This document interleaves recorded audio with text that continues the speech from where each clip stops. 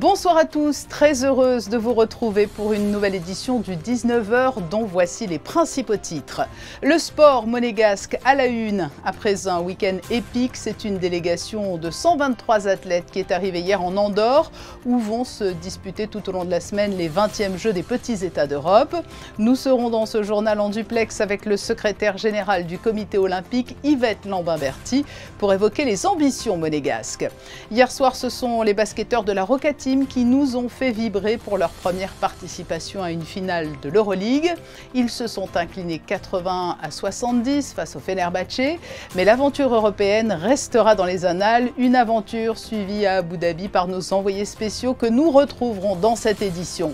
Un peu plus tôt, c'est un autre sportif monégasque qui a inscrit une nouvelle fois son nom au palmarès du Grand Prix de Formule 1, une deuxième place pour Charles Leclerc et une affluence record dans les rues de Monaco.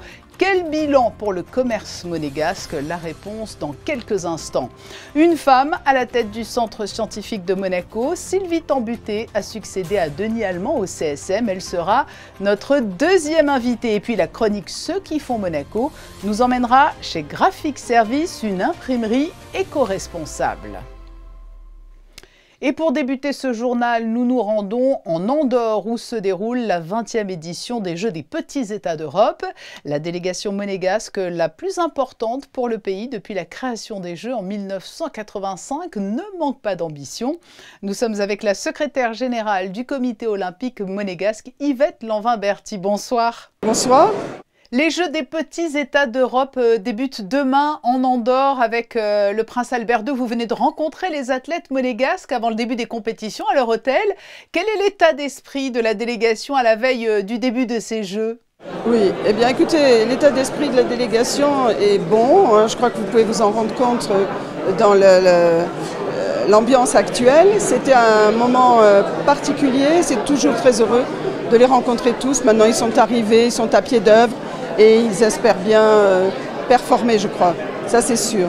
Alors, vous parlez de performer. Quelles sont les disciplines ou les athlètes sur lesquels vous fondez le plus d'espoir pour cette édition? Alors, normalement, je devrais dire tous. Certains ont des revanches à prendre, notamment le rugby. On a des sports nouveaux dans le sens où on n'a plus depuis longtemps des équipes entières de sport collectif. Donc, on a les filles en volley qui ont fait une très belle saison, on peut penser. Mais à côté de ça, il y a le judo qui a toujours donné de belles performances et des médailles au comité. Mais également le tennis. Le tennis a été aussi porteur de médailles. La natation, bien sûr. En athlétisme, on a Théo Andan, donc on a beaucoup d'espoir. Donc en fait, presque tous des sports nouveaux comme le karaté, qui sont, je crois, vraiment très bien classés déjà sur le plan international. Voilà, et je crois que tous les autres vont suivre l'exemple des premiers médaillés. Vous avez mentionné le mot exemple. Au-delà des résultats, quels sont les messages et les valeurs que vous et Monaco souhaitez porter à travers ces Jeux? Eh bien, ce sont celles du sport, ce sont celles de l'entraide, ce sont celles de l'amitié, de l'encouragement, de la tolérance, de l'acceptation de l'autre, de sa différence. Dans des équipes comme ça, tout est possible. Et l'encouragement, le réconfort aussi pour permettre de dépasser un moment difficile. Là, ils sont rompus, ils vont être rompus à cet exercice, ils sont en 123 à se soutenir et à progresser ensemble dans chaque discipline. Voilà, c'est surtout cette notion d'amitié, d'entraide qui est précieuse aujourd'hui, compte tenu du contexte international qui est un peu morose, c'est le moins qu'on puisse dire. Et en quoi ces Jeux représentent-ils une opportunité unique pour un pays comme Monaco sur la scène sportive internationale? Eh bien écoutez, je crois que si vous voulez parler de la scène internationale, c'est certain qu'avec les Jeux où nous avons plusieurs nationalités qui se côtoient tout le temps, c'est déjà comment dirais-je, une mise en avant. Mais c'est aussi les 40 ans de l'organisation aujourd'hui, puisque la première édition a eu lieu à Saint-Marin en 85 et depuis, de manière ininterrompue, les Jeux ont lieu. Et ils ont surtout lieu parce qu'à l'origine, ils ont été créés pour permettre aux petites nations de mieux s'occuper de leurs athlètes et de les former pour pouvoir avoir des qualifications aux Jeux Olympiques. Nous y sommes arrivés. Ça a permis aussi à des États de se doter d'installations sportives pour donner de meilleures conditions à leurs athlètes. Enfin, dernière question, tournons-nous, si vous le voulez bien, vers l'avenir et 2027 avec les prochains Jeux des petits États à Monaco. On est en plein préparatif déjà. Quels sont les enjeux et les ambitions pour Monaco pour ces Jeux à domicile? Eh bien pour nous c'est très important aussi parce qu'en 27 ça fera aussi les 40 ans de notre participation puisqu'on a organisé en 87. C'est un objectif important parce qu'on organise un événement que 20 ans après. Donc sur le plan du lieu à Monaco, on va avoir quelques difficultés parce que nous avons énormément d'événements en même temps. Mais je pense que voilà, on y pense, on y travaille déjà. Je pense qu'on a un engouement national qui va venir derrière nous. Beaucoup de gens me disent qu'ils sont prêts à être bénévoles pour l'organisation. Ce sera le cas. Et j'espère surtout que cette délégation d'aujourd'hui, dans 2 ans, seront très performants et qu'à domicile, on aura des jeux et des résultats exceptionnels. Merci Madame le Secrétaire Général d'avoir répondu à nos questions en duplex d'Andorre. Merci à vous. Et nous suivrons quotidiennement sur Monaco Info les résultats des athlètes monégasques avec notre équipe d'envoyés spéciaux sur place. Des points réguliers dans nos journaux et avec notre émission Le Débrief présentée par Émilie Rousseau et Frédéric Elion. Première diffusion tous les jours à 10h30. À Abu Dhabi, une désillusion pour la Roca Team qui n'a pas décroché la victoire en Euroleague, mais l'aventure ne reste pas moins historique puisque les basketteurs monégasques ont disputé leur première finale dans cette compétition. C'est Fenerbahçe qui l'a emporté 80-70. Comment analyser cette défaite? La réponse avec vous, Yannick de Beuvert. Cruelle désillusion pour la Roca Team qui perd cette finale face à Fenerbahçe. Pourtant les Monégasques avaient très bien débuté, c'est eux qui menaient dans le premier quart-temps, ils étaient agressifs comme il fallait. En attaque, ils ont récité leur basket, mais petit à petit la machine s'est enrayée. Fenerbahçe a monté son intensité défensive et puis Monaco a perdu le fil tout simplement petit à petit.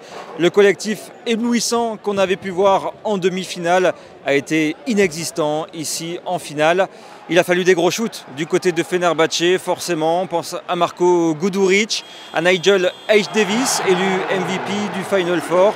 Il a fait parler son physique, son talent évidemment. Et puis le vieux briscard, Eric McCollum, venu ici à Fenerbahçe pour remplacer Scotty Wilbekin. C'est un pigiste médical qui a pesé lourd dans la machine turque au final sur ce titre. Et c'est évidemment la déception qui prime à ce moment-là au coup de sifflet final dans le vestiaire de la Roca Team.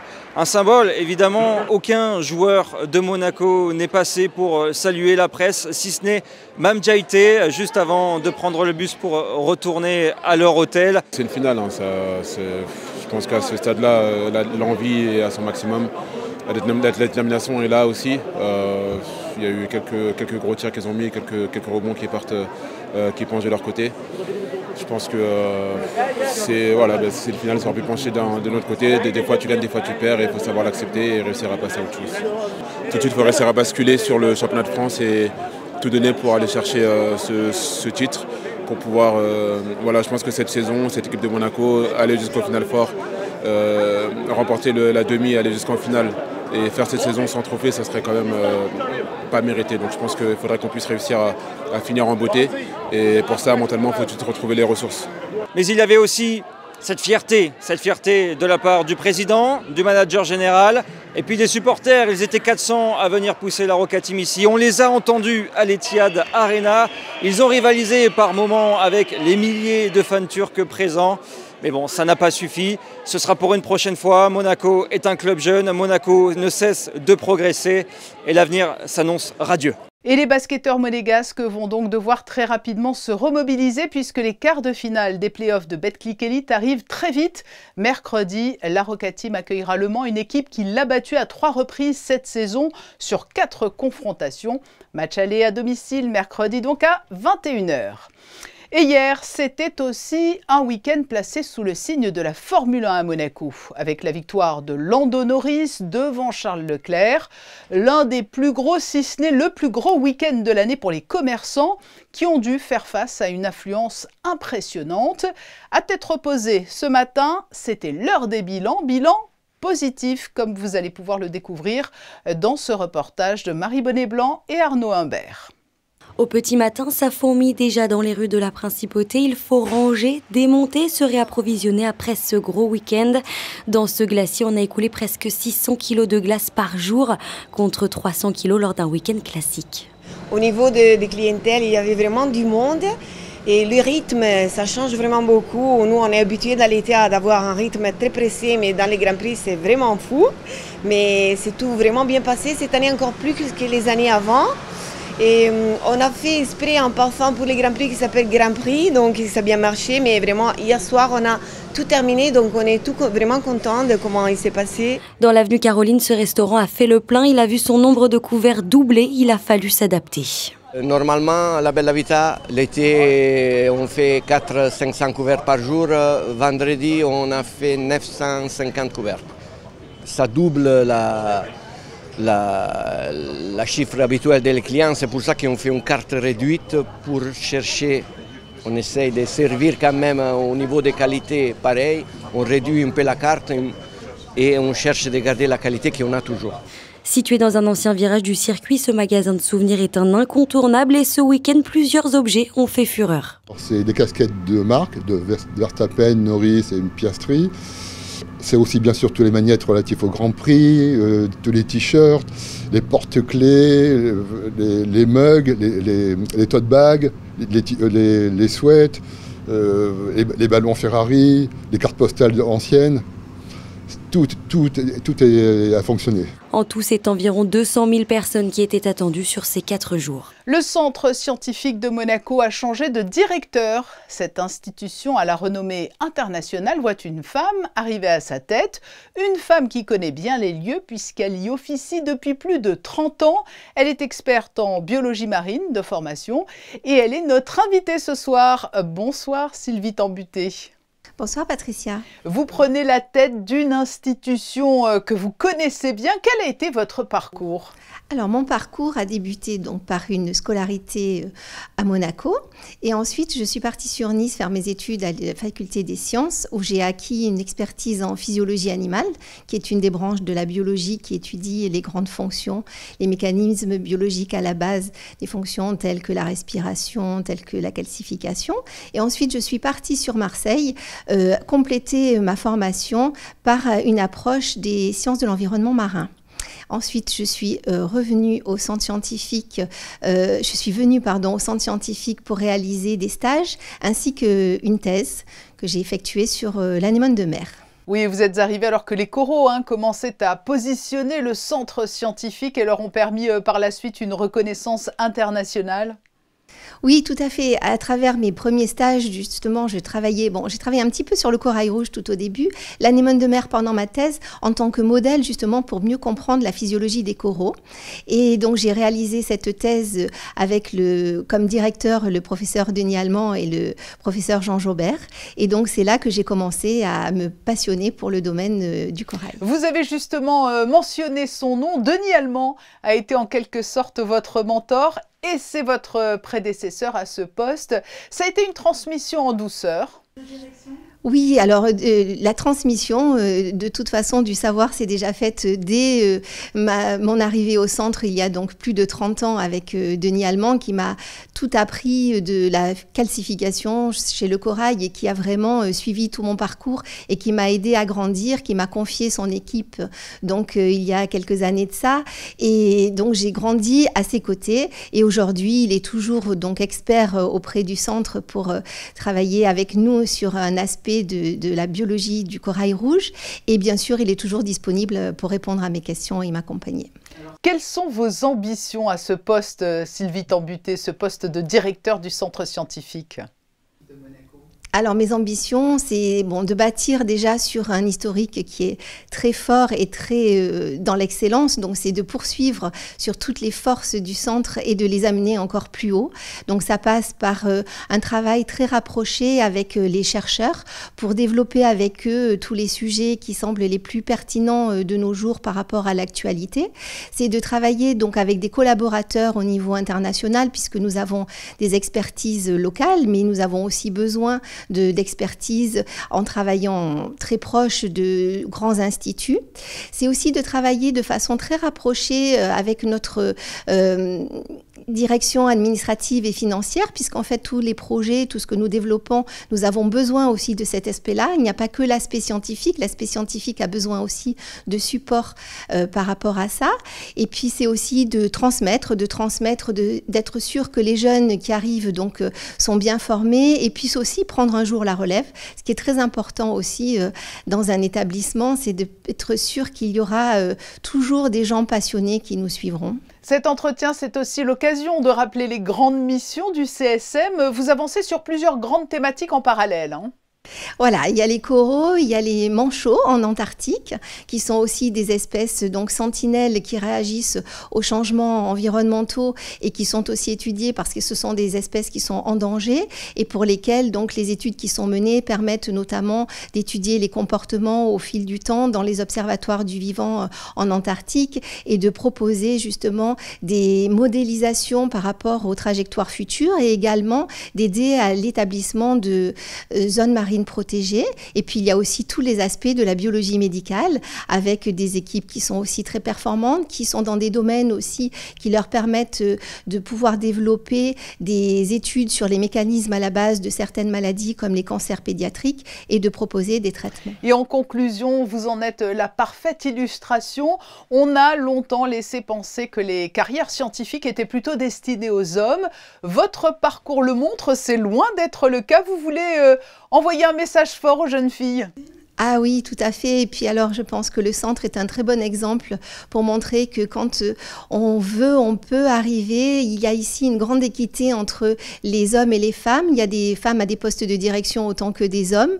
Et donc, moi, je dis que vraiment, il faut laisser la place à des regards ouverts, que ce soit hommes-femmes, parce que ça apporte une grande richesse complémentaire à tous les aspects scientifiques. Et j'aimerais vraiment que l'exemple du centre soit un exemple et pas juste une exception. Voilà un joli message de conclusion. Merci Sylvie Tambuté d'avoir été notre invitée alors que vous reprenez les rênes du Centre scientifique de Monaco. Merci beaucoup Patricia, c'était un plaisir. Nous restons dans le domaine des sciences avec cette initiative baptisée Pint of Science. Il s'agit de démystifier la recherche scientifique et de la faire découvrir au grand public dans un cadre décontracté. Ce festival a lieu chaque année sur 3 jours dans plusieurs villes du monde, dont Nice. Mercredi, le musée d'anthropologie préhistorique de Monaco en était le principal intervenant. Sarah Inkari et Thomas Deus étaient sur place.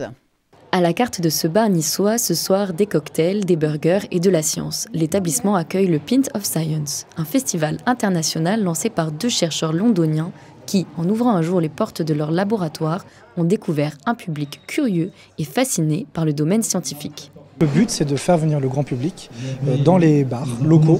Alors ça peut être à Nice pour cette édition-là, mais il y en a partout en France. Il y en a 61 villes en France qui font ça et 25 pays partout dans le monde.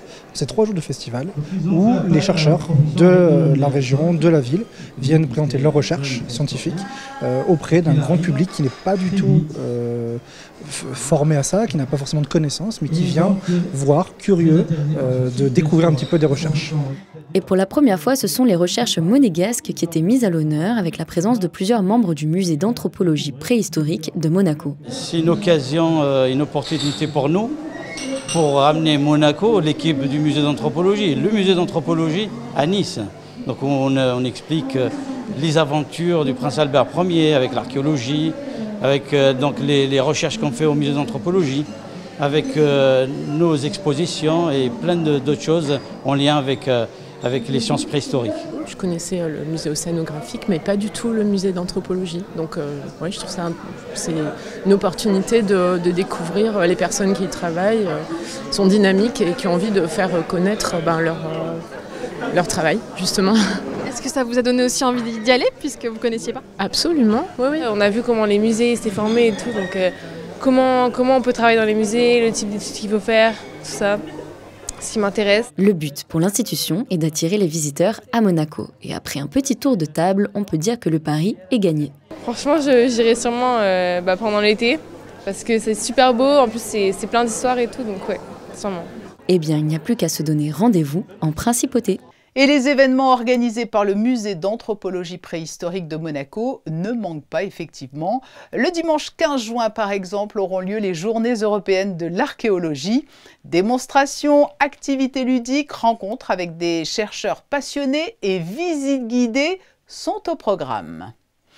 Comme chaque lundi, place à la chronique « Ceux qui font Monaco ». Christine Datomel s'est rendue dans une imprimerie éco-responsable qui tourne à plein régime depuis plus de 40 ans.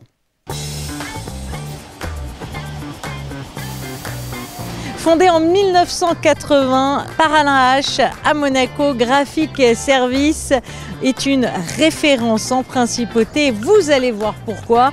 Cette imprimerie de référence située dans le quartier de Fontvieille, au 9 avenue Albert II, immeuble Le Copori, au 9e étage, allie tradition, modernité et savoir-faire. Alors voici comment toute cette belle histoire a débuté. Il a décidé de monter l'imprimerie parce qu'il avait suivi les études, on va dire, en cours à distance pour faire de la communication. Et c'était sa passion, donc il s'est lancé là-dedans. Il a commencé tout seul, il faisait le commercial la journée et il imprimait la nuit. Et puis finalement, un salarié, 2 salariés, et la société a grossi comme ça pour atteindre jusque dans les années 2000 un effectif total de 50 personnes. Elle propose tout ce dont le tissu monégasque a besoin, c'est-à-dire on va s'adresser aux particuliers, on a du petit outil de production, on a aussi, vous pouvez le voir, une grosse presse qui permet à Monaco d'être souverain sur l'impression de la presse. Ça c'est important de le souligner. Donc on va faire des livres, des brochures, des plaquettes, des cartes de visite très haut de gamme. On fait tout, vraiment tout, contrairement à d'autres imprimeurs qui se sont spécialisés. Notre choix, ça a été d'être très diversifié. Aujourd'hui, il ne suffit pas seulement de développer, il faut être aussi un bon gestionnaire, faire attention aux dépenses inutiles, aux coûts.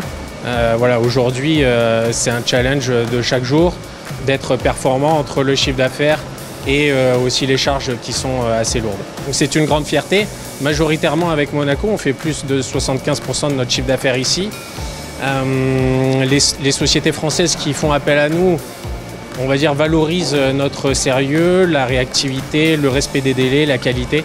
Toutes ces choses qui font qu'à Monaco, on a aussi la préférence des sociétés monégasques qui peuvent venir en machine vérifier un bon à tirer ou qui peuvent venir avec nos graphistes faire les dernières retouches avant qu'on puisse imprimer leur magazine.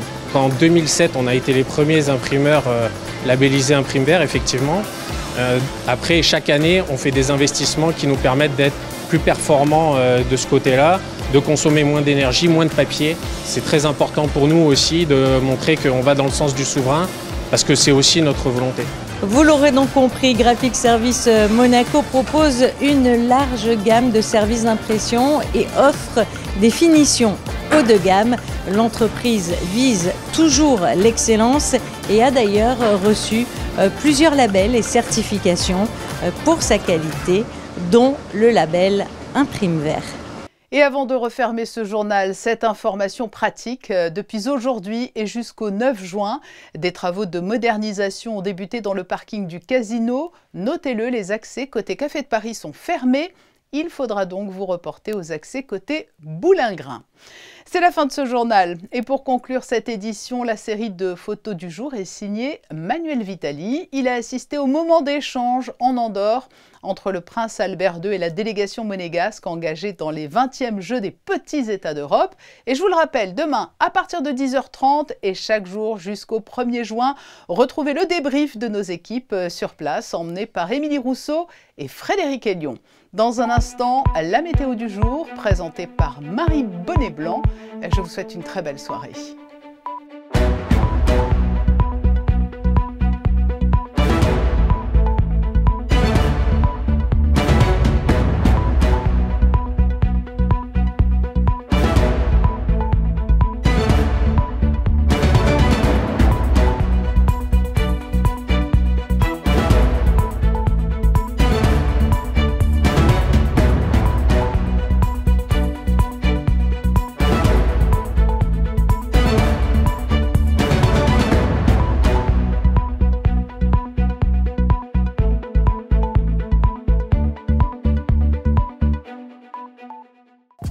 Retrouvez la météo avec Suisse Courtage, votre partenaire de confiance en assurance à Monaco. Protection sur mesure pour particuliers et professionnels. Je suis ravie de vous retrouver afin de faire le point sur le temps de demain. Le ciel sera ensoleillé avec quelques légers nuages. Côté température, elles seront agréables avec 20 degrés le matin et 21 degrés dans l'après-midi. En ce mardi 27 mai, nous fêterons les Augustins et Augustine, et c'est également le temps d'un retour en arrière avec la journée mondiale de la résistance. C'était il y a 82 ans. La première réunion du Conseil national de la résistance avait lieu et avait pour but de rallier les principaux mouvements résistants de l'époque. C'était la météo avec Suisse Courtage, votre partenaire de confiance en assurance à Monaco. Protection sur mesure pour particuliers et professionnels.